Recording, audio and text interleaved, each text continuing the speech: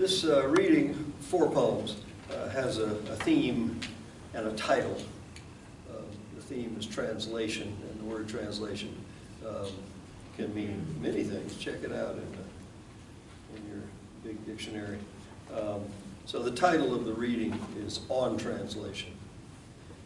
And begin by reading a poem about my favorite big city in the world, the city I'm obsessed with, the city of Rome.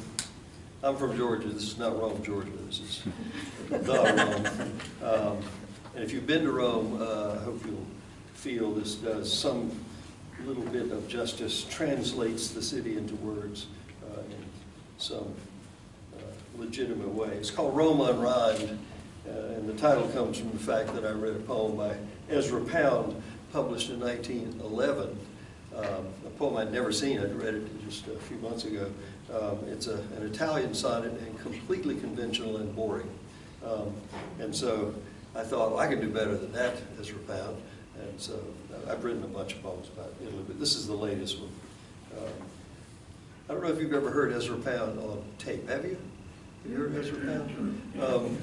At the beginning of Hugh Selwyn Moberly, I remember listening to it, and I cut it off. I thought, I'm hallucinating. It sounds like this. For 3 years, out of key with his time, he strove to resuscitate the dead art of poetry, to maintain the sublime in the old sense, wrong from the start. The guy grew up in Pennsylvania. Anyway, that's a little bit deferred to here. This is called Rome Unrhymed, and it's been translated recently into Japanese, which I will not read you. Rome Unrhymed. Oh, you traveler seeking Rome in Rome, you'll find in Rome nothing Roman. Sure, a few weathered arches, palaces partitioned into flats. Roma alone tells you, roll your Poundian R's. This is Rome. See? It's an old story. The gradual, then sudden loss of charisma. Hot press of glitter-eyed admirers cutting you to bits, palming hunks away under their togas, buried in 100 gardens piece by bloody piece. That's one version of how Romulus died, by the way. Founding lawmaker lawless into the earth, city of statutes and their vulgar violation. Unconquered, self-conquered, because that's what happens. Get over it. Rome that funnels traffic into traffic, traffic blending into proliferating traffic.